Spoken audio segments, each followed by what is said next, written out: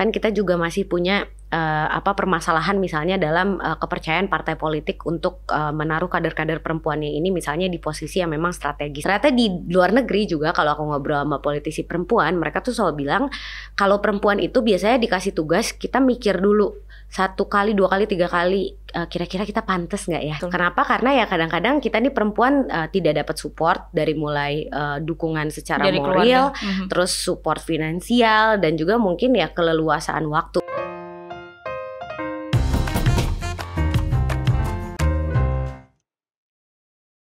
Halo teman-teman pemilih muda, selamat datang kembali di podcast Tirto ID, yang muda yang berpolitik.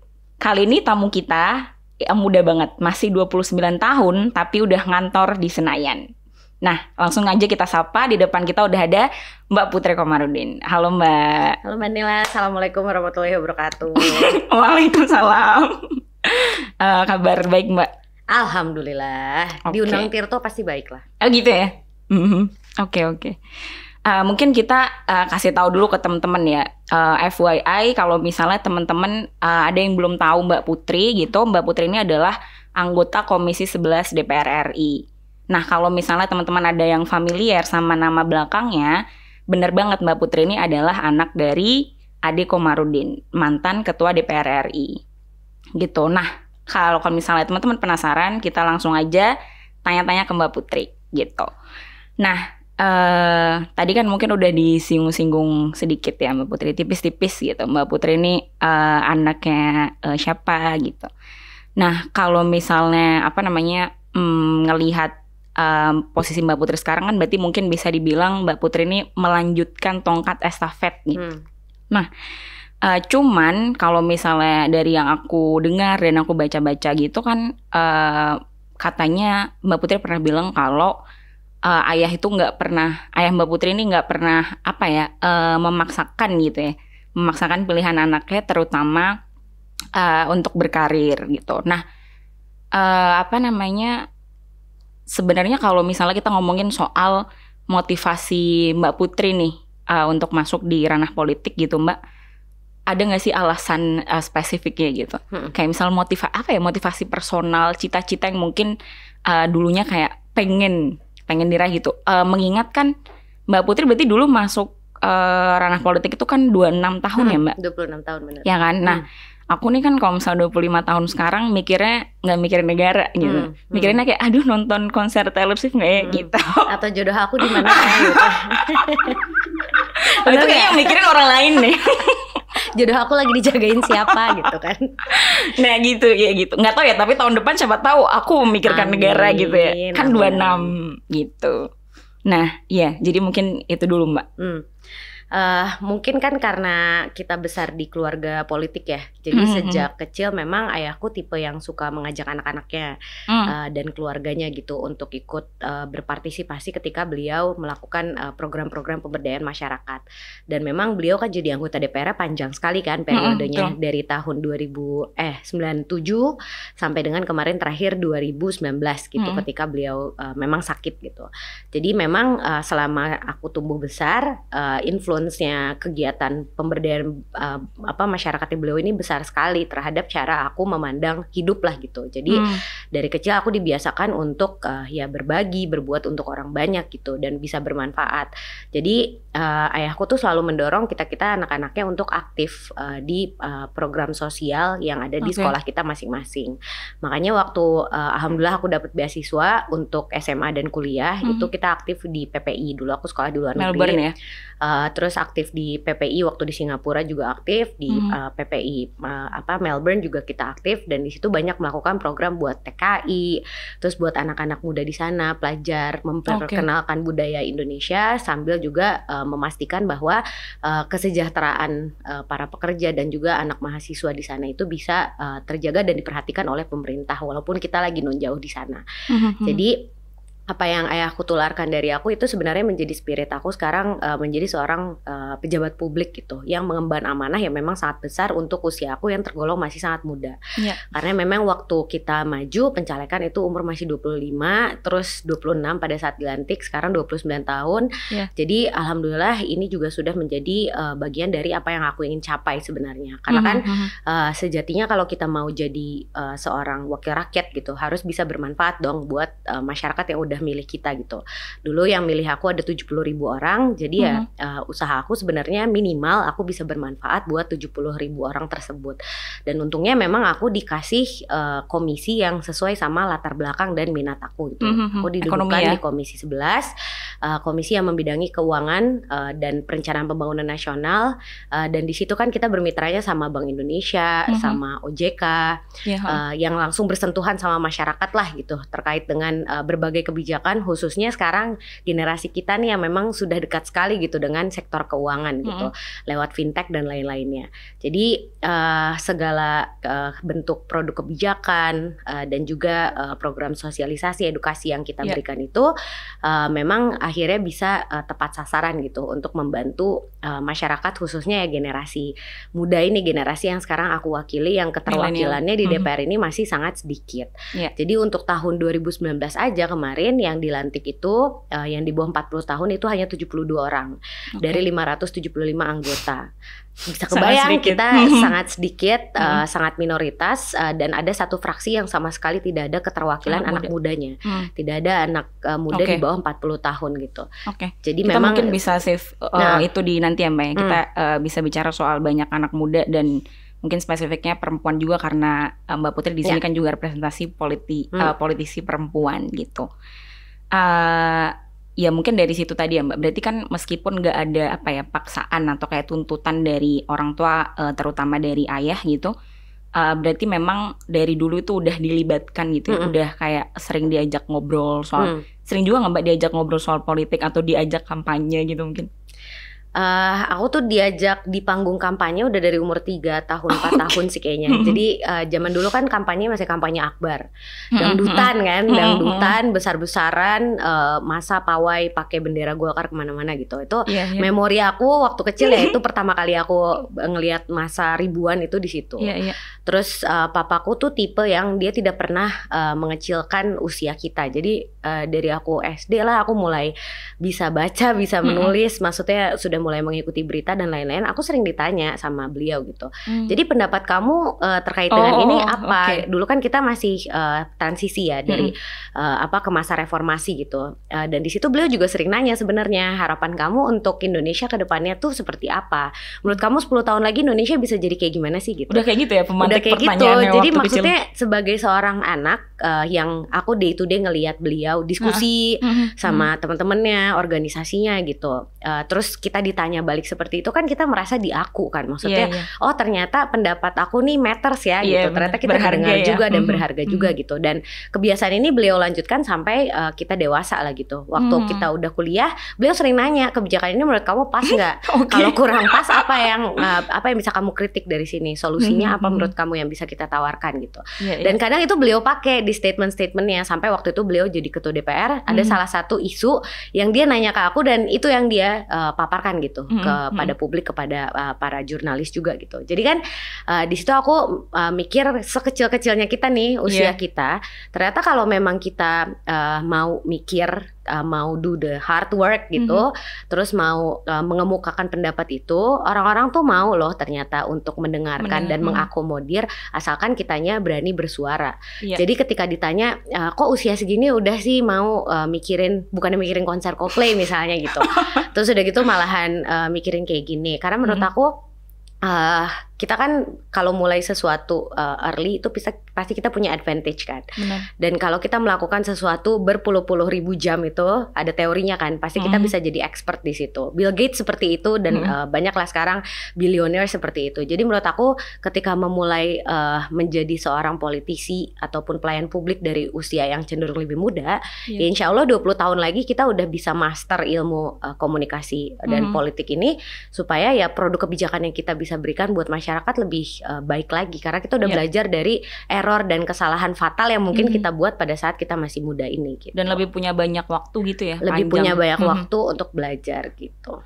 Iya, oke. Itu menarik banget sih. Maksudnya kayak udah ada kultur itu dari rumah gitu ya, memang yang terbangun dari semenjak kecil dan udah melihat. Dan memang untuk perempuan ya, menurut aku support dan dukungan dan ekosistem yang dia punya ini menjadi sangat penting gitu. Karena kan memang politisi perempuan di kita ini masih sangat ini ya, minoritas juga kan, sangat masih minim. Di DPR tuh sekarang 20% kalau tidak salah yang perempuan, di fraksi Golkar sendiri 22% yang 2019 itu terpilih. Emang sudah membaik dari 2014 yang baru 17%, tapi kan memang masih increase-nya masih sangat sedikit gitu. Betul. Kenapa? Karena ya kadang-kadang kita nih perempuan tidak dapat support dari mulai dukungan secara dari moral, terus support finansial dan juga mungkin ya keleluasaan waktu gitu. Karena kan suka tidak suka ya perempuan kita punya naturally kita akan punya anak, kita juga menjadi seorang ibu gitu, harus mengurus keluarga dan itu tidak selalu didukungkan oleh orang-orang di rumahnya. Jadi ya aku bersyukur sih punya keluarga, maksudnya punya ayah dan ibu yang memang selalu support sama mimpi-mimpi aku dari dulu, dan sekarang punya suami dan anak yang alhamdulillah memang juga pengertian gitu terhadap apa yang harus aku misalnya korbankan dalam hal waktu atau komitmen ketika aku menjalani tugas ini gitu. Oke. Nanti kita eksplorasi lebih jauh soal perempuan itu ya Mbak, karena kita juga bisa ngelihat data-data historis selama misalnya 5 tahun terakhir gitu. Nah, mungkin kita bisa ngomongin yang tadi Mbak soal tadi kan mungkin belum kesinggung ya, kalau Mbak Putri ini kan sebetulnya juga di Partai Golkar gitu, dari dapil yang juga sama dengan ayah gitu ya, sama papa gitu. Itu apakah jadi satu alasan juga sih Mbak? Maksudnya dulu pas masuk masuk DPR, apakah itu jadi alasan utama ataukah sebenarnya ya itu juga part of strategi gitu? Aku kan emang orang Purwakarta kan, dapil aku Kabupaten Bekasi, Karawang, Purwakarta, dan memang kita orang Purwakarta, keluarga besar ada di Purwakarta gitu. Jadi memang karena ketika kita mewakili masyarakat itu tentu lebih mudah sama orang-orang yang kita temui setiap hari, terus kita tahu isunya, terus kita tahu apa yang harus kita perjuangkan gitu. Karena kan masalahnya 3 kabupaten ini sebenarnya hampir sama ya. Mereka sama-sama daerah pertanian yang juga daerah industri, banyak masalah terkait petani, juga terkait dengan kesejahteraan buruh gitu di situ. Terus belum sekarang lahan pertanian kita banyak yang diganti dengan perumahan. Dan di 3 kabupaten ini banyak terjadi. Jadi ya agak lebih mudah untuk kita sebenarnya untuk benar-benar menunjukkan kepada pemerintah, misalnya ketika kita rapat dengan mereka, masalah-masalah yang terjadi di situ kalau kita memang orang daerah tersebut gitu. Jadi ya kenapa aku melanjutkan daerah pemilihan papa, karena memang mainly karena aku orang situ juga gitu. Rumahku ada di namanya Kecamatan Campaka, di Kabupaten Purwakarta. Jadi kalau teman-teman ada yang lagi biasa kan suka makan sate tuh, sate Marangi yang terkenal itu kan, Hajah Yeti gitu. Nah itu nggak jauh dari situ, itu adalah rumahku di sana gitu. Jadi ya lebih gampang lah kalau misalnya memang orang daerah situ. Oke. Iya sih, maksudnya kayak isunya kita tahu gitu ya, karena sehari-hari kita menemui, kita ada dengan mereka gitu kan. Jadi sebenarnya maksudnya kayak ada nggak sih Mbak isu spesifik yang kemudian kayak mendorong gitu waktu itu? Apakah tadi ya karena misalnya kayak pertanian gitu, alih lahan? Sebenarnya kalau isu sih banyak banget ya, dari mulai tadi yang aku bilang pertanian, terus lahan, kesejahteraan pekerja. Cuman ada satu isu spesifik yang memang benar-benar sesuai sama background aku yang dulu sempat kerja di Otoritas Jasa Keuangan. Pada saat setelah kuliah kan aku kerja di situ sebelum akhirnya mundur, terus maju pencalekan kan. Jadi ada yang namanya isu terkait rentenir. Dan alhamdulillah sekarang kita udah menemukan solusinya lewat undang-undang yang kita sahkan di Komisi 11. Nah, isu rentenir ini memang terjadi di berbagai kabupaten kota di Jawa Barat gitu. Nah, kalau misalnya di Jawa Barat ini kan sekarang pemerintah punya program namanya kredit mekar, kredit mesra. Itu biasanya kredit kelompok yang mekanismenya tanggung renteng. Jadi kalau misalnya ada anggota kelompok yang tidak bisa bayar, anggota kelompok lain harus bayar gitu. Nah, ini yang akhirnya membuat ikhtiar pemerintah untuk inklusi keuangan ini malah jadi negatif.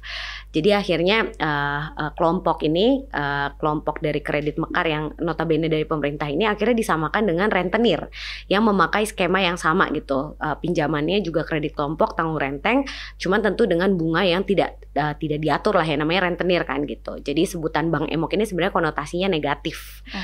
Dan ini kan sebenarnya berangkat dari berbagai kesalahpahaman lah ya, literasi keuangan yang kurang, kebutuhan masyarakat yang mendesak, banyak akhirnya yang memakai pinjaman ini untuk kebutuhan lain. Jadi kan sebenarnya kalau pemerintah maunya pinjaman dari kredit mekar ini dipakai untuk usaha supaya mereka nanti bisa bayar karena kan ada income dari mereka menjadi pelaku usaha.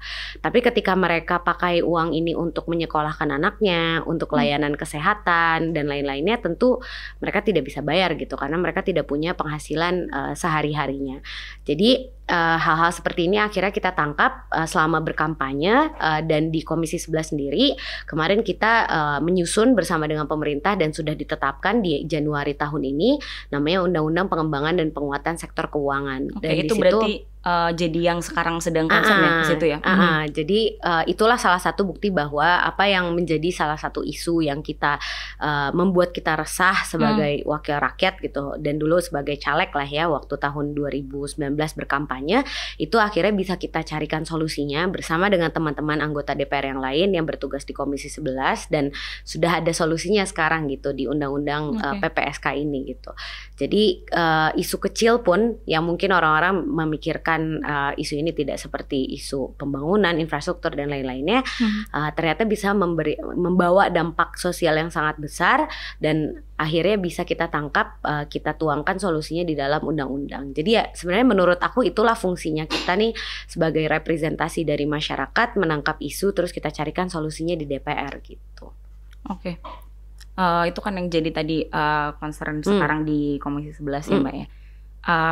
Kalau misalnya kita ngomongin figur politik gitu, Mbak Putri ada nggak sih kayak yang kayak look up tuh gitu, selain mungkin ayah Mbak Putri ya yang tadi sudah menanamkan kultur yang sangat bagus gitu ya di rumah, di keluarga, selain juga mungkin ketua umum Golkar gitu, ada nggak politisi yang Mbak Putri itu kayak look up gitu?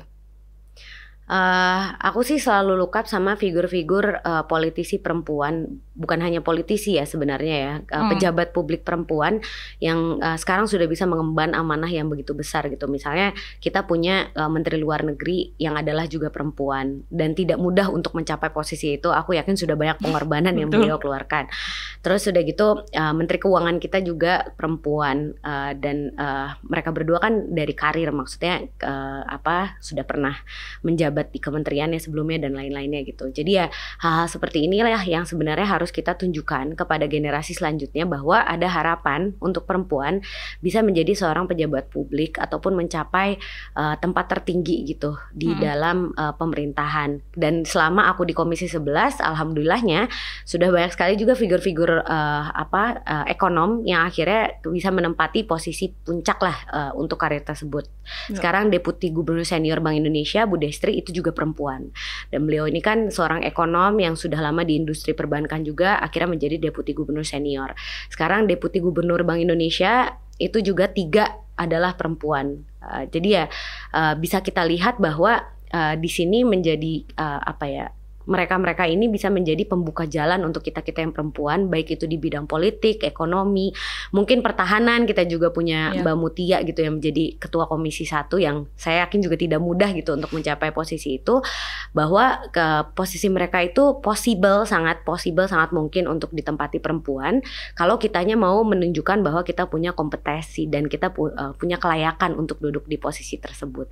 Karena kadang kalau kita lagi curhat sama perempuan ya, kan kadang suka ada omongan, kan kita perempuan, nggak mungkin lah kita bisa duduk di situ. Tapi ternyata beliau-beliau ini sudah menunjukkan kalau hal itu sebenarnya tidak benar gitu. Asalkan mereka mau bekerja keras ya insya Allah akan ada jalannya. Soalnya memang kayaknya ketidakpercayaan diri tuh selalu ada gitu Mbak, kayak. Dan untuk perempuan, dan ini aku dengar bukan hanya kita orang Indonesia ya, aku kira kita merasa seperti itu karena emang perempuan di Indonesia kan kita seperti warga negara kelas 2 ya, kayak dilihatnya tuh less dan laki-laki lah dalam hal kompetensi dan lain-lainnya. Ternyata di luar negeri juga kalau aku ngobrol sama politisi perempuan, mereka tuh selalu bilang kalau perempuan itu biasanya dikasih tugas kita mikir dulu 1 kali, 2 kali, 3 kali, kira-kira kita pantas nggak ya gitu untuk mengemban tugas itu, kira-kira mampu nggak ya. Katanya kalau yang laki-laki belum ditawarin pun kadang mereka udah aku pasti bisa gitu. Nanti dipikirinnya nanti urusan mereka bisa apa enggak gitu. Nah itu faktor kepercayaan diri itu sebenarnya yang membuat perempuan juga lebih less agresif gitu. Maksudnya kita lebih cenderung untuk pasif kan kalau misalnya ada perebutan jabatan dan lain-lainnya gitu. Betul. Dan hal-hal seperti ini kan mestinya yang bisa kita dorong kalau kita punya komunitas perempuan yang lebih besar lagi di dunia politik, di dunia pemerintahan, supaya kita bisa jadi support system satu sama lain. Dan menurut aku mentoring itu menjadi sangat penting karena yang namanya dunia politik nggak ada guidebooknya gitu. Nggak ada tuh yang namanya politik 101 yang bisa menjelaskan politik Indonesia dengan seperti apa? Iya, atau bagaimana memenangkan pemilu di Indonesia karena di setiap daerah tuh pasti beda-beda kan. Nah kan hal-hal seperti ini yang hanya akan kita dapatkan dari mentoring. Jadi aku selalu salut dan sangat respect sama senior-senior aku ya seperti tadi Mbak Mutia dan lain-lain. Kalau misalnya mereka mau membagikan ilmunya kepada kita nih yang masih muda dan mereka mau mendorong supaya kita bisa sukses sama-sama. Iya, oke. Ya itu karena aku juga berkaca dari ini ya Mbak, kayak pernah baca soal risetnya dari Plan International gitu. Memang banyak sekali perempuan-perempuan yang kayak masih nggak percaya diri untuk maju di pemilu misalnya kayak gitu. Nah itu mungkin hal bagus juga kayak karena kayak kita mungkin bisa jadi merasa itu tadi ya tidak ada dukungan dari sesama gitu, atau misalnya bahkan dari level keluarga aja mungkin juga apa ya kadang apa ya mungkin ada beberapa yang nggak kemudian mengakui kompetensi tadi gitu. Bisa jadi kan seperti itu ya. Nah Mbak Putri ini kan apa ya merepresentasikan tadi ya anak muda milenial gitu kan. Terus habis itu perempuan juga. Nah apa namanya ada nggak sih Mbak Putri? Menurut Mbak Putri tuh isu yang urgent banget di kalangan anak muda gitu yang sebetulnya belum terlalu diperhatikan oleh pemerintah.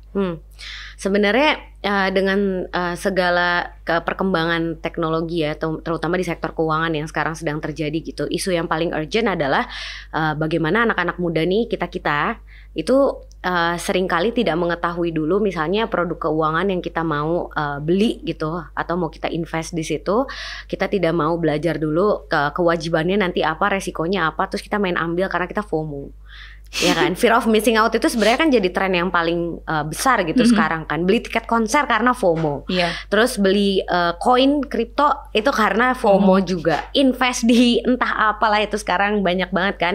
Investasi bodong yang korbannya anak-anak mahasiswa, anak-anak muda seumuran kita gitu. Aku rasa itu nggak lepas dari kultur media sosial kita ya. Iya, karena kita FOMO gitu. Nah, sebenarnya ini kan udah jadi perhatian pemerintah juga gitu. Makanya pada saat undang-undang PPSK ini kita menitik beratkan di situ hukum pidana, sanksi pidana terutama untuk penyedia jasa pinjol yang ilegal yang sekarang makan banyak korbannya itu anak-anak muda seusia kita gitu. Jadi sekarang mereka akan dipidana, ada dendanya juga, ada sanksi yang sangat tegas. Ini harapannya tentu bisa menjadi solusi dari maraknya pinjol ilegal yang sekarang juga masih adalah di antara kita gitu. Terus kemarin kan sempat muncul tren ya, banyak orang-orang yang tidak mau bayar. Jadi mereka sengaja minjem dari pinjol yang legal, terus mereka ada juga yang menutup pinjamannya dengan dana dari pinjol yang ilegal. Terus habis itu mereka kabur. Buka lubang, tutup lubang. Ada juga yang tren yang menolak bayar. Jadi mereka pinjam habis itu mereka kabur ngilang aja gitu. Jadi kalau mereka bilang ya kalau kita bisa ditipu sama mereka nih pinjol-pinjol ini, kita juga mau nipu mereka balik. Padahal kan untuk ekosistem sistem keuangan yang sehat tentu hal-hal seperti itu kan tidak bisa kita diamkan saja kan. Nah makanya kita di Komisi Komisi 11 nih selain kita bikin undang-undang ya buat jadi basis hukumnya, kita juga melakukan program sosialisasi sama Otoritas Jasa Keuangan dan Bank Indonesia untuk yaitu mensosialisasikan undang-undangnya satu, terus juga mengajarkan anak-anak muda ini apa sih resiko dan hak dan kewajiban kita sebagai konsumen kalau misalnya kita nabung di bank atau kita ngambil pinjaman di fintech gitu misalnya, atau kalau kita investasi melalui reksadana dan lain-lain. Dan hal-hal seperti itu kan sebenarnya juga sekarang sering kita lakukan melalui media sosial. Jadi ketika tatap muka itu tidak bisa dilakukan selama pandemi, kita tetap sosialisasi lewat media sosial. Dan hal-hal seperti ini ternyata juga lumayan ampuh untuk menekan angka masyarakat dari kalangan muda yang masih tertipu lah oleh skema investasi bodong ini ya, walaupun masih ada juga sekarang. Jadi ya tentu harapannya dengan tren FOMO ini yang semakin besar, kitanya yang semakin konsumtif, anak-anak muda juga bisa lebih bijak mengelola keuangannya. Dan pay later sekarang juga udah triliunan tunggakannya yang belum dibayar gitu. Dan kemarin ketika penjualan konser Coldplay, kita tahu ada kenaikan dalam pinjaman online. Jadi walaupun ini tidak bisa kita langsung tarik garis gitu ya. Iya, benar-benar tarik garis kesinambungannya, tapi ya kita tahu ada banyak teman-teman kita yang rela untuk tidak makan, menjual barang-barang pribadi dan lain-lainnya hanya untuk nanti memamerkan bahwa mereka bisa menonton Coldplay gitu misalnya. Jadi ya bijak bermedia sosial dan menggunakan uang untuk memamerkan hal-hal seperti itu di media sosial juga sebenarnya kan jadi penting untuk generasi kita. Iya, soalnya soal pinjol tuh sepertinya ini juga ya Mbak. Kadang kan yang sebetulnya dikejar tuh nggak yang selalu meminjam gitu. Bisa jadi kan ada kontak yang diberikan gitu. Abis itu terus yang dikejar tuh kontak yang dikasih. Padahal tuh tanpa pengetahuan orangnya gitu kan. Soalnya saya pernah tuh ada di posisi maksudnya mengetahui kasus itu gitu, kayak lah ini nggak tahu dikasih nomornya gitu, tiba-tiba kayak dikejar-kejar orang gitu kan. Nah mungkin setelah ngomongin soal itu Mbak, tadi kan sempat dikatakan juga sama Mbak Putri ya, di Senayan tuh masih minim gitu politisi mudanya. Menurut Mbak Putri sebetulnya apa sih yang jadi kayak akar masalah gitu? Penyebabnya tuh sebenarnya apa sih? Yang pertama kan tentu kalau anak-anak muda tuh kita sekarang punya berbagai macam objektif dalam hidup ya. Jadi sebenarnya timeline hidup kita tuh memang berbarengan sama misalnya timeline kampanye lah gitu. Jadi kalau yang masih cari jodoh gitu misalnya, atau misalnya lagi mau program punya anak gitu kan, kadang intensitas dunia politik ini terutama buat yang muda dan perempuan gitu ya, tidak serta-merta bisa cocok gitu dengan timeline kita dalam mengejar hidup gitu. Jadi kadang-kadang itu juga menjadi salah satu bahan pertimbangan. Karena aku sering nih sharing session sama teman-teman yang masih mahasiswa gitu misalnya, atau yang ya seusia 25 tahun ke atas lah. Kalau mereka selalu bilangnya kita kan masih muda gitu. Ini kan satu-satunya kesempatan kita buat menikmati hidup. Nanti habis ini kan kita punya tanggung jawab yang besar ketika udah punya anak dan lain-lain. Berarti kan udah nggak ada lagi tuh bisa main sama teman gitu kan, memperluas koneksi dan lain-lainnya. Kok mau sih mengorbankan waktu yang hanya sedikit ini hanya untuk melayani orang lain gitu, yang kadang-kadang juga kita dikata-katain balik gitu. Jadi kan stigma politik ini yang begitu negatif, dan ketika kita sudah masuk ke dalam ranah politik, kita udah harus siap dong dengan segala kritik dan mungkin cercaan gitu dari sebagian pihak yang mungkin kadang-kadang ada orang-orang yang belum sanggup untuk terima gitu. Jadi ya kestabilan mental itu kan juga dibutuhkan gitu untuk seorang politisi muda, dan kadang-kadang itu juga masih menjadi bahan pertimbangan yang terbesar karena pengorbanan yang begitu besar membuat mereka akhirnya ya menarik diri dulu dari politik. Terus yang kedua, yang namanya anak muda udah pasti kita tidak sekuat itu dalam investasi sosial dan juga capital ya, dan modal itu kan sangat penting dalam politik juga gitu, karena ya minimal kalau kita mau berkampanye ketika kita sedang melakukan pemaparan gitu kan harus ada misalnya makanan yang disuguhkan, itu kan salah satu bagian dari biaya kampanye gitu, atau atribut kampanye itu kan berarti butuh modal juga gitu. Itu kan salah satu salah satu drawback terbesar lah dari anak-anak muda mau terjun ke dunia politik.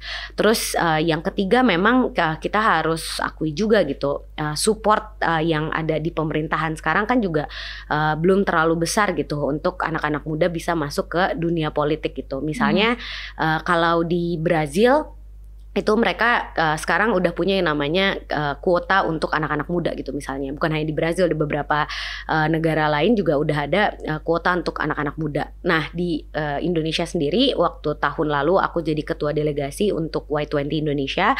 Itu salah satu rekomendasi yang kita sampaikan gitu. Dan akhirnya menjadi rekomendasi umum yang disampaikan Y20 ke grup G20. Jadi kita maunya di dalam pemerintahan sendiri bisa ada kuota khusus untuk anak-anak muda. Minimal kalau belum bisa ada di legislatif karena udah ada kuota perempuan, nanti ada kuota pemuda lagi, pasti kan ya akan banyak dinamika diskusi di situ kan. Tapi ya minimal misalnya ketika kita masuk misalnya ke dalam ranah pemerintahan eksekutif gitu, kita bisa memberikan kesempatan buat anak-anak muda ini dan jenjang karirnya jelas. Jadi kalau mereka punya kompetensi minimal 30% kepemimpinan di eselon 3 misalnya atau eselon 2 bisa diisi oleh anak-anak muda. Ini kan misalnya jadi insentif gitu. Supaya juga pemerintahan kita bisa diisi oleh generasi muda yang mungkin bisa membawa pemikiran yang lebih fresh, yang bisa menyelesaikan masalah yang mungkin sudah tersimpan sedemikian lama dan belum terselesaikan sampai sekarang gitu. Soalnya tadi perbandingannya jauh juga ya, misalnya berapa tadi 70 sekian dari 500. 72 dari 575. Itu sangat jauh sekali. Itu sangat jauh. Jadi ya tentu harapannya di tahun 2024 ini di mana anak muda itu 54% dari daftar pemilih tetap kita. Jadi selain juga banyak pemilih muda yang menjalani tugas mereka sebagai pencoblos lah ya, karena kan banyak juga yang suka mager gitu misalnya. Jadi mereka datang memilih dan memilih dengan keputusan yang memang well informed. Jadi mereka udah tahu calon yang mereka pilih itu rekam jejaknya seperti apa, visi misinya seperti apa. Jadi dengan penuh kesadaran mereka mencoblos, bukan karena FOMO tadi gitu misalnya. Terus mereka juga misalnya mau terlibat dalam kampanye politik misalnya, bukan hanya menjadi kandidat tapi mereka juga mau tergabung dalam pergerakannya. Kenapa? Karena semakin banyak kita mengetahui terkait dengan dunia politik ini, tentu akan semakin kecil juga misalnya kemungkinan kita untuk mencurigai hal ini. Karena kan kalau tidak kenal maka tidak sayang. Kalau sudah apatis dari awal kan sudah pasti susah lah ya kita mau mengenalnya lebih jauh gitu. Jadi harapannya nanti itu 2024 ya, untuk membangun kepercayaan bisa jadi momentum yang tepat untuk kita bisa membuat iklim politik ini lebih ramah untuk anak muda. Iya betul. Selain kemudian tadi ya kita ngomongin soal anak muda, terus habis itu kita mungkin sekarang bisa ngomongin spesifik soal proporsi perempuan gitu Mbak. Tadi kan mungkin juga udah berkali-kali ya disinggung, berkali-kali kita sebut bahwa sebenarnya di tingkat parlemen itu masih minim gitu. Meskipun kemudian kalau lihat secara historisnya sih 5 tahun terakhir sih memang naik, cuman kan angkanya kayak mentok banget nih Mbak, 21% lah, segitu-gitu aja gitu kan. Meskipun kemudian kalau kita ngomongin di tingkat level menteri gitu ya, kalau misalnya dibandingkan oleh dibanding negara-negara lain di Asia Tenggara gitu, memang secara jumlah kita sebetulnya udah lebih banyak gitu. Tapi kalau misalnya proporsi perempuan di parlemen itu memang masih lebih sedikit kalau misalnya dibanding kita melihat data-data di Laos kayak gitu-gitu, Filipina gitu. Nah itu menurut Mbak Putri sendiri, selain yang kemudian kita udah sempet ngomongin tadi ya soal dukungan gitu, itu apa sih Mbak yang jadi kayak masalah gitu? Kenapa masih minim proporsi perempuan? Selain ya tadi investasi modal dan sosial yang lebih sedikit misalnya daripada counterpart kita yang laki-laki gitu, kan kita juga masih punya permasalahan misalnya dalam kepercayaan partai politik untuk menaruh kader-kader perempuannya ini misalnya di posisi yang memang strategis gitu. Jadi kalau misalnya kita lihat struktur partai politik, mungkin masih bisa kita hitung pakai jari lah gitu. Misalnya perempuan-perempuan yang bisa duduk di level wakil ketua umum, ketua DPP misalnya gitu, atau ketua DPD tingkat 1, tingkat provinsi atau tingkat 2 gitu, kabupaten kota. Dan ini kan ini menjadi contoh misalnya untuk anak-anak muda perempuan yang mau masuk, kalau mungkin jenjang karir kita di politik itu sangat sulit dicapainya ya, bahkan mereka saja yang sudah lama di situ sedikit sekali akhirnya yang bisa mencapai pucuk kepemimpinan. Akhirnya mereka memilih karir lain yang mungkin lebih safe untuk mereka, entah itu di industri atau startup. Sekarang kan banyak anak-anak muda juga, atau dunia kreatif, dunia media gitu, yang mungkin terlihat lebih ramah terhadap perempuan. Nah tapi kalau aku sih ngelihatnya lebih ke ketika senior-senior kita udah bisa buka jalan sampai situ untuk kita nih, berarti tugas kita adalah untuk memperbanyak lagi jumlah perempuannya supaya nanti generasi anak aku nih misalnya 20 tahun lagi dia masuk politik gitu, dia bisa melihat oh sudah semakin banyak nih, mungkin nanti amin gitu 15 tahun 20 tahun dari sekarang perempuannya udah 40%, 45% gitu kan. Jadi semoga amin, itu doa kita semua kan.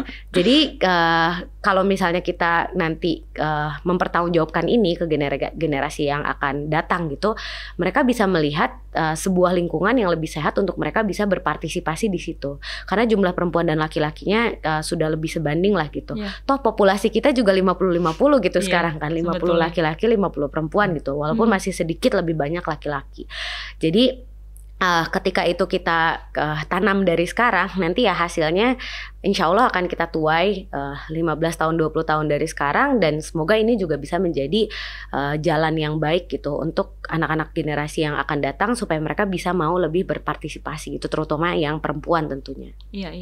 Iya sih, kalau harapan 20 tahun harusnya sih bisa 2 kali lipat ya. Karena kan setiap 5 tahun nih naik, walaupun cuma 5%, ya kan. Kadang-kadang turun sedikit lagi, nanti tipis naik lagi tipis gitu. Tapi kan lama-lama kan ketika mereka secara progresif selalu naik, jadi kan harapannya bisalah kita capai itu 35-40%. Dan ada negara-negara, misalnya beberapa negara di Afrika, beberapa negara di Eropa yang sekarang udah 50-50. Bahkan juga ada negara yang sekarang ada yang 60-40. Jadi 60 perempuan, 40-nya laki-laki. Terus ada juga misalnya industri yang dulu didominasi sama laki-laki nih, kesehatan gitu. Sekarang kita lihat dokter-dokter banyak yang baru itu dokter perempuan gitu. Jadi kan secara kemampuan sebenarnya perempuan ini terus evolve kan.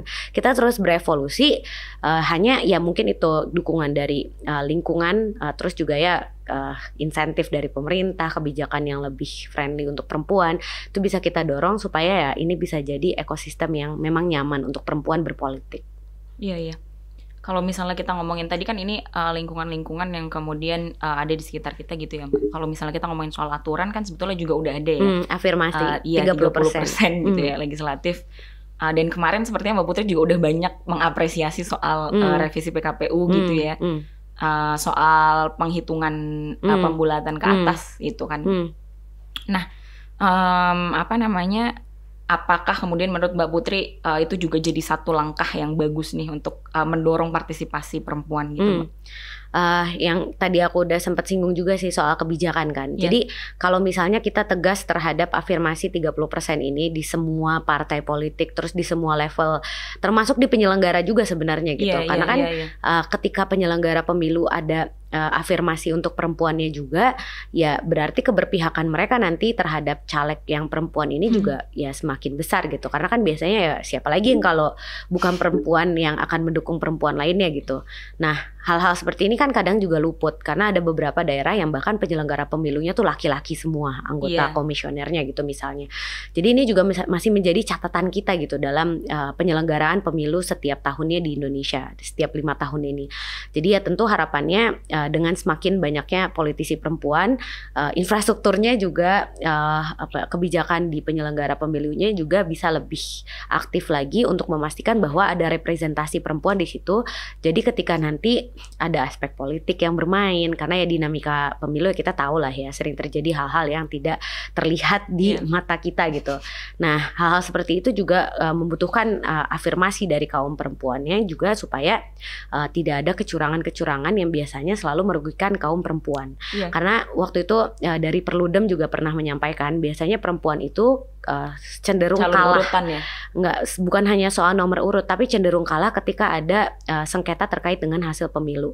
Karena satu, akses mereka kepada data itu terbatas karena mereka mempunyai jaringan yang terbatas misalnya untuk mendapatkan form C1 gitu dalam penghitungan suara. Yang kedua, network mereka dalam penyelenggara pemilu juga jauh lebih lemah gitu misalnya daripada yang laki-laki, sehingga seringkali banyak yang mendapatkan kecurangan gitu ketika penghitungan hasil pemilu.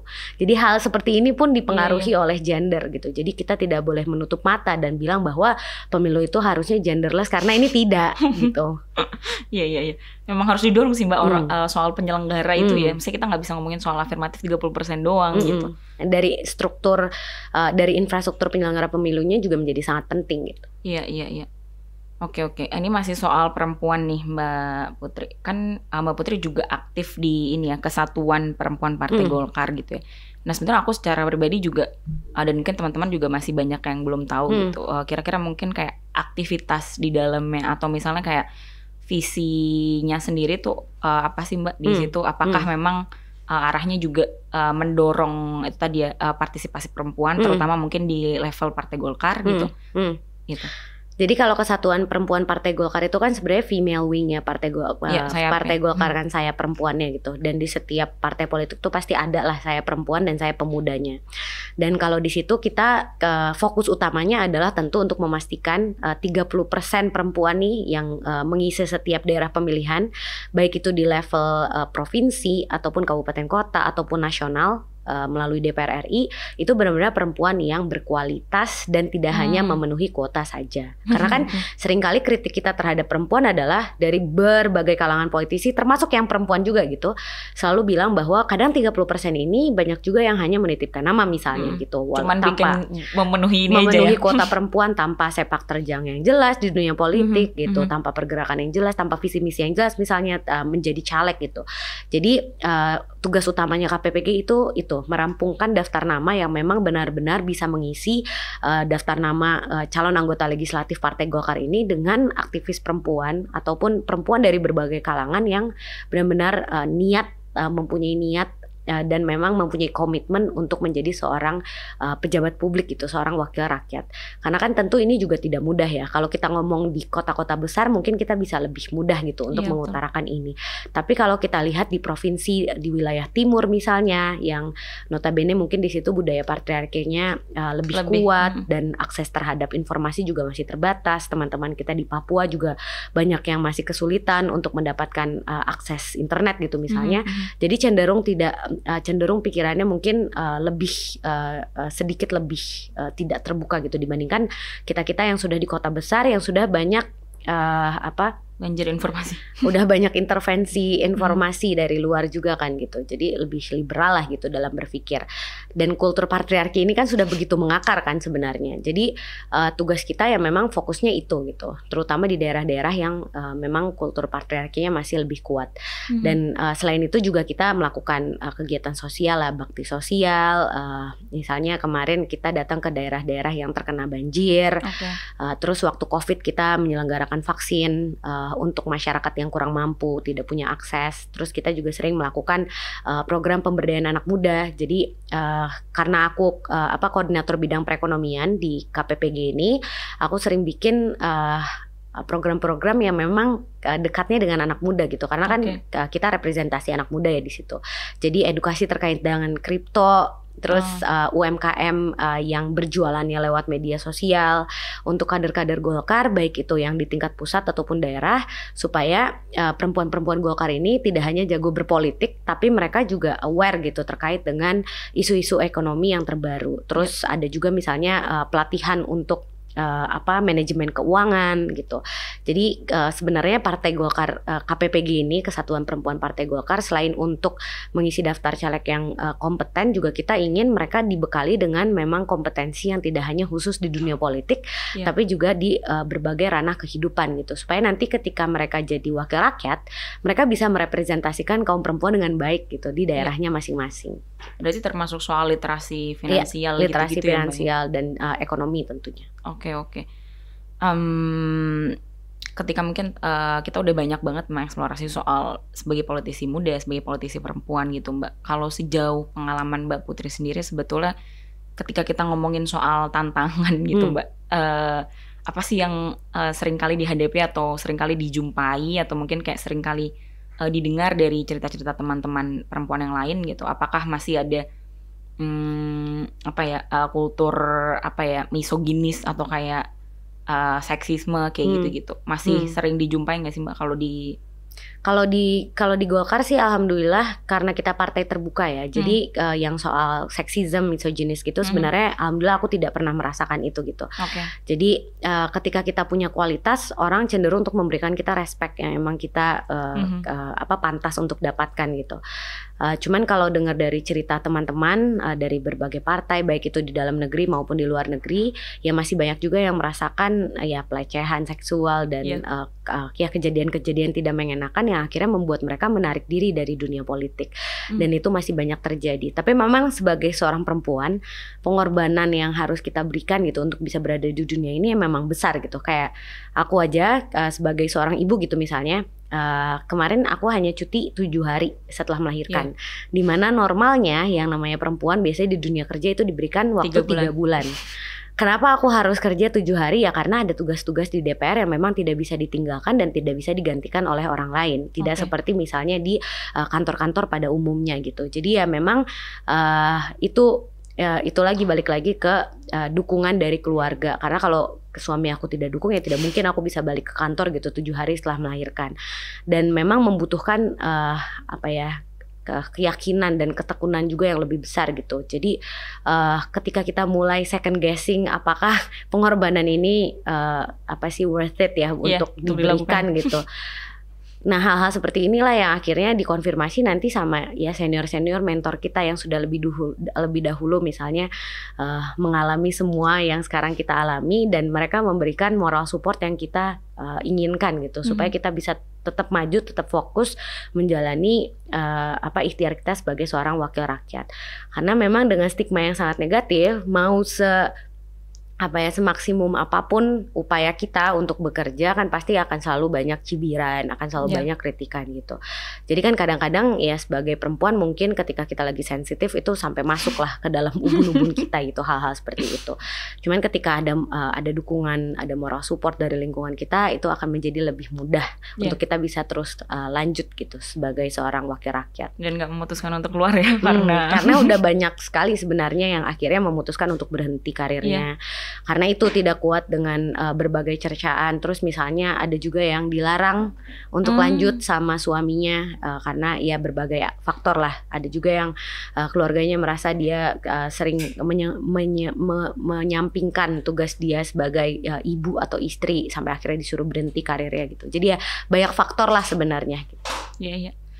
Iya, oke. Iya sih, memang kalau misalnya kita ngomongin tantangan kayaknya masih banyak ya, meskipun syukurlah kalau misalnya tidak ada hal-hal yang seperti seksisme dan misogini seperti itu.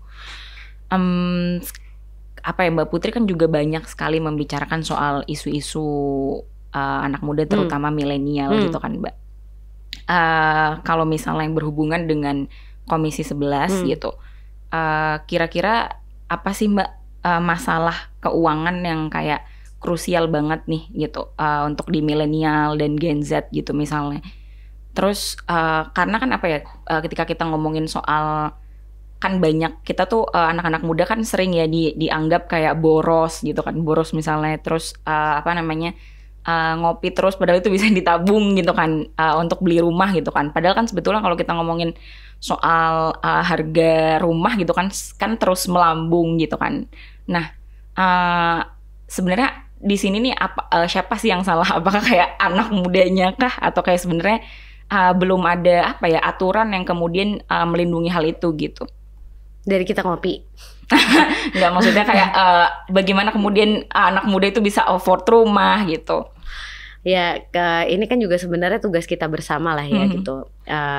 Yang tadi aku udah bilang kan ada undang-undang sekarang pengembangan dan penguatan sektor keuangan ini, salah satu pasalnya adalah mewajibkan para penyedia jasa keuangan baik itu perbankan, asuransi dan seluruh perusahaan jasa keuangan untuk memberikan edukasi keuangan dan juga edukasi terkait produk yang mereka pasarkan gitu, terutama ya tentu kepada segmen anak muda.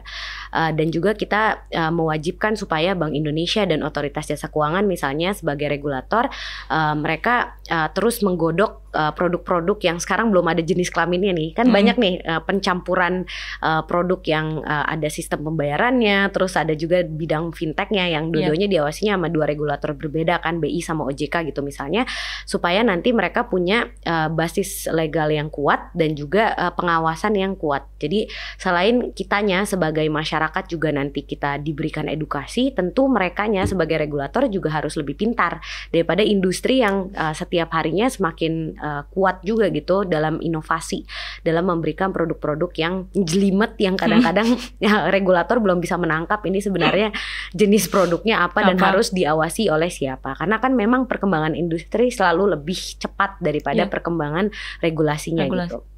Jadi ya ini kita sebagai bangsa sebenarnya lagi belajar sama-sama untuk menghadapi kecanggihan teknologi, menghadapi AI. Kita juga baru punya kemarin perlindungan data pribadi, undang-undang yang disusun dan disahkan oleh pemerintah sama Komisi 1. Dan di situ kan menjadi salah satu ujung tombak kita dalam menghadapi segala keresahan yang terjadi dikarenakan hacker yang banyak bertebaran di institusi pemerintahan juga kan, dan juga di industri jasa keuangan gitu. Dan hal-hal seperti ini kan hanya bisa dihadapi oleh bangsa yang memang benar-benar teredukasi dengan baik gitu, dengan segala perkembangan yang ada. Jadi ya tentu harapannya selain pemerintah juga menguatkan SDM, memperkuat SDM mereka dalam regulasi, kita juga di DPR bisa terus aware sama isu yang sedang berkembang dan bisa mendorong ini supaya bisa jadi produk kebijakan bersama dengan pemerintah. Jadi setidaknya lag time antara inovasi di sektor keuangan, di industri ataupun di sektor lainnya itu tidak terlalu jauh gitu dengan produk regulasi yang dibutuhkan untuk melindungi konsumen kita nih, konsumen industri tersebut yang ada di Indonesia. Karena kan ujung-ujungnya yang jadi korban tuh pasti ya masyarakat. Gitu. Kemarin robot trading tidak hanya generasi muda yang kena, bahkan mereka-mereka yang sudah memegang title besar di perusahaan ataupun di pemerintahan itu ada yang menjadi korbannya juga robot trading. Karena siapa sih yang nggak mau duit cepet, ya kan? Padahal kan kita tahu kalau tidak legal, tidak logis sudah pasti akan merugikan. Tapi ternyata masih banyak orang yang tertipu gitu dengan skema seperti itu. Sama serangan cyber bias. Jadi dengan tren FOMO ini ya semua penyedia jasa ilegal ini pasti sudah banyak kreasi gitu untuk bikin produk-produk yang bisa menarik sebanyak mungkin dana. Jadi ya pemerintah juga harus lebih cepat tanggap gitu untuk hal-hal yang sampai sekarang mungkin masih banyak bolong yang bukan hanya di industri jasa keuangan ya. Penipuan jasa haji umroh sekarang juga semakin banyak. Arisan online yang sebenarnya juga bukan ranah OJK karena kan ini arisan ya. Arisan yang dilakukan komunitas terus ternyata mengumpulkan dana sampai miliaran akhirnya dibawa kabur oleh orangnya gitu. Kan kita juga kadang-kadang bertanya ini sebenarnya tanggung jawab siapa sih? Apakah semua yang menghimpun dana harusnya diawasi OJK? Kayak kemarin di Undang-Undang PPSK, karena kemarin Hari Koperasi juga kan Undang-Undang PPSK ini salah satunya adalah kita membatasi koperasi benar-benar mereka harus kembali ke kitohnya gitu. Jadi harus hanya meminjamkan uang ke anggotanya. Sementara kan banyak koperasi kemarin yang bermasalah itu meminjamkan uang di luar anggota, berperilaku seperti perusahaan jasa keuangan. Dan ini akhirnya kita lindungi anggota koperasi ini, kita masukkan dalam Undang-Undang PPSK ini supaya mereka yang koperasi-koperasi yang akhirnya berbuat seperti itu meminjamkan uang ke orang-orang yang bukan anggota, mereka harus berubah nama jadi BPR gitu atau ya jadi penyedia jasa keuangan lah, tidak boleh berlindung di dalam title koperasi lagi. Jadi ya isu-isu ini yang harus kita tangkap sebagai legislator juga teman-teman yang ada di eksekutif tentunya supaya tidak kalah dengan permasalahan-permasalahan ini. Jadi harus selalu cepat kasih solusinya. Ya, apalagi kalau misalnya sepertinya Mbak Putri juga sering ngomong ya kalau kayak semacam arisan online atau pinjaman online sebetulnya kan banyak sekali korbannya yang perempuan, ya kan. Betul. Kayak gitu. Terus kalau misalnya kayak tadi kan kita udah ngomongin banyak hal ya kayak arisan online, pinjaman online kayak gitu. Kalau misalnya tips gitu, kalau dari Mbak Putri nih untuk anak-anak muda atau bahkan kayaknya itu kan nggak selalu anak muda juga yang jadi korbannya. Kalau tips kayak untuk terhindar dari hal-hal yang kayak gitu tuh gimana sih Mbak? Yang tadi udah sempat aku singgung sih sebenarnya kan dua aspek aja, legal atau logis. Jadi kalau misalnya dia tidak legal udah pasti itu ngaco. Karena tidak ada lembaga pemerintah nanti yang bisa bertanggung jawab terkait dengan kerugian yang kita tanggung misalnya. Terus yang kedua logis atau tidak. Jadi kalau mereka bilang kalian invest 10 juta bulan depan kalian bisa dapat 20 juta. Kan kira-kira mungkin apa enggak? kita dapat keuntungan 100% langsung dalam waktu sebulan kan, Nggak mungkin. kecuali ngepet mungkin nggak mungkin ya. Nah hal-hal seperti ini kan kadang suka bikin kita gelap mata gitu. Jadi ketika mendapatkan tawaran yang begitu menggiurkan, apalagi kemarin kita habis pandemi, banyak yang tutup usahanya, banyak juga yang mengalami kerugian secara finansial di pasar saham, terus banyak juga yang menjadi korban PHK. Akhirnya tawaran-tawaran seperti ini begitu menggiurkan, akhirnya kita mau tertipu gitu tanpa memikirkan aspek legal dan logisnya. Jadi aku selalu bilang kalau ada orang yang nanya produk yang mereka tanyakan kepada aku itu apakah bagus untuk mereka invest dananya di situ, aku selalu bilang kalau sudah cek legalitasnya apakah logis atau tidak sesuai dengan risk appetite-nya mereka. Jadi kalau misalnya kita nih anak-anak muda, kita kan cenderung mengambil resiko yang lebih kecil kan sebenarnya kan. Karena ya dengan uang yang belum terlalu banyak juga yang kita pertaruhkan itu kan pasti masih sedikit. Cuman dengan tren kripto dan koinnya ini, dengan kita melihat banyak influencer yang mendapatkan uang cepat gitu hanya dengan investasi di kripto asetnya itu, akhirnya banyak yang mengambil aset dengan resiko yang lebih tinggi gitu, risk appetite yang lebih tinggi. Dan ketika mereka rugi, akhirnya mereka kan kehilangan kepercayaan terhadap industri jasa keuangan secara keseluruhan. Kemarin juga sempat heboh gerakan tidak mau bayar pajak gitu karena merasa sebagai konsumen mereka tidak dilindungi dengan baik oleh regulatornya, atau misalnya sebagai masyarakat tidak dilayani dengan baik oleh pegawai pemerintahan dan lain-lainnya. Jadi ya hal-hal seperti inilah yang selalu aku gaungkan lah kalau misalnya lagi sosialisasi, baik itu via media sosial misalnya atau lewat tatap muka. Supaya kita semua nih terhindar dari segala skema investasi bodong, penyediaan dana yang bodong yang bisa merugikan kita di kemudian hari. Jadi kebijaksanaan itu dalam mengikuti tren, dalam membeli kopi, dalam membeli tiket konser, membeli tiket pesawat, jalan-jalan kemanapun, itu yang harus kita pikirkan hari ini supaya kita tidak menyesal di kemudian hari. Karena salah satu dampak paling dekat dari tren pay later ini sekarang adalah banyak sekali anak-anak muda yang mendapatkan catatan keuangan yang buruk di perusahaan perbankan misalnya, sampai akhirnya mereka tidak bisa meminjam KPR ketika mereka mau mulai meminjam kredit pemilikan rumah untuk masa depan mereka. Hanya karena mereka sempat meminjam lewat pay later ini, sempat membeli produk pakai pay later, mereka tidak bisa bayar, akhirnya catatannya di bank sudah buruk. Terus mereka tercatat itu tidak bisa mengambil kredit pemilikan rumah. Ini dampak paling awal. Jadi bisa kebayang nanti ketika kita mau minjam modal usaha, sudah ada catatan misalnya pay later yang ditunggak, itu sudah pasti tidak bisa mengambil modal usaha. Dan akhirnya masa depan kita terdampak karena ya kita konsumtif di hari ini gitu. Kalau misalnya soal pajak, kayaknya mungkin ada hubungannya dengan peristiwa kemarin ya di Kemenkau gitu ya, yang sebenarnya Mbak Putri juga udah sempet ngomong juga di media ya. Kalau misalnya kayak isu-isu lainnya Mbak yang mungkin terkait dengan apa ya, kita bisa singgung sedikit soal misal LPDP gitu, kan banyak orang-orang yang kemudian misalnya apa yang selalu jadi omongan kan, oh ini banyak yang nggak balik gitu-gitu. Nah itu sebenarnya kalau dari Mbak Putri gimana sih Mbak? Kalau aku selama menjadi mitranya LPDP di Komisi 11, kita sebenarnya selalu mendorong supaya ada manajemen talenta yang jelas gitu. Jadi alumni LPDP ini sebenarnya mau dimasukinnya ke sektor apa, terus expertise mereka itu bisa dipakai untuk membangun industri yang mana gitu. Jadi biar ketika mereka kembali, mereka sudah tidak bingung lagi sebenarnya masa depan mereka ataupun uang yang sudah mereka pakai, itu kan uang kita-kita ya. Itu kan taxpayers money kan yang dipakai di situ, dikelola jadi dana abadi pendidikan, didistribusikan lewat LPDP. Dan beasiswa ini kan tidak semua orang bisa dapatkan. Jadi hanya orang-orang tertentu dengan kemampuan tertentu yang bisa mengakses beasiswa ini gitu.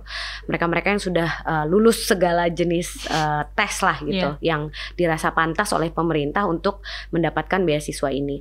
Jadi ya sudah harus ada manajemen talenta yang jelas supaya tidak terjadi lagi kasus ada alumni yang tidak mau pulang, dia malah tinggal di luar negeri, menggunakan uang beasiswa itu untuk mencari uang di luar gitu, dan melupakan tugas mereka sebagai seorang warga negara untuk kembali lagi ke sini dan akhirnya memberikan ilmu mereka balik lagi kepada Indonesia gitu. Karena kan memang sebenarnya maksud dan tujuan dari LPDP kan itu kan, mengelola SDM kita supaya jadi SDM yang unggul, supaya kita tidak kalah gitu dengan negara-negara adidaya di sekitar kita.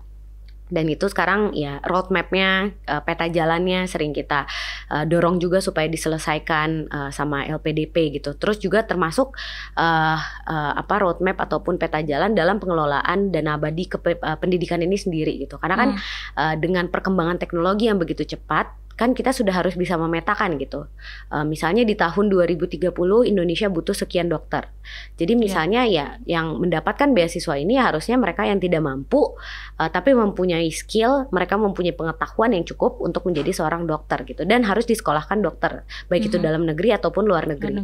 Terus misalnya di tahun segini kita butuh data scientist, atau kita butuh orang-orang untuk nge-combat semua hacker yang sekarang masuk ke pemerintahan gitu. Jadi kan kita harus berpikir sesuai dengan kebutuhan. Jadi ketika kebutuhannya itu jelas sebenarnya dan berapa jumlah setiap lulusan LPDP yang kita butuhkan di instansi pemerintah ataupun misalnya di perusahaan BUMN gitu, mereka jadi punya track yang jelas untuk masuk lagi untuk mengamalkan ilmunya. Karena ketika aku ngobrol sama teman-teman LPDP, mereka pun kadang bilang kita balik sini kita nggak dikasih, maksudnya banyak bidang yang mereka pelajari di sana tidak ada tempatnya di sini, nggak dikasih ruang di sini karena memang terlalu canggih gitu, misalnya sehingga belum ada gitu materinya di sini, belum ada. Terus yang spesifik membahas tentang itu misalnya soal robotik dan lain-lainnya itu belum ada, sampai akhirnya mereka bingung ketika kembali gitu. Aku tuh mau jadi apa sih, mau apa gitu. Akhirnya ya mereka menjadi pengusaha dan lain-lain. Padahal di negara-negara lain, di negara ASEAN misalnya Singapura, ketika mereka diberikan beasiswa gitu di situ, banyak yang dikontrak sama pemerintahnya untuk bekerja di pemerintah, menyelesaikan isu-isu di pemerintahan. Misalnya kontraknya lama lagi 7 sampai 10 tahun, sampai akhirnya mereka udah punya istri di situ, udah punya anak. Akhirnya mereka nggak kemana-mana gitu.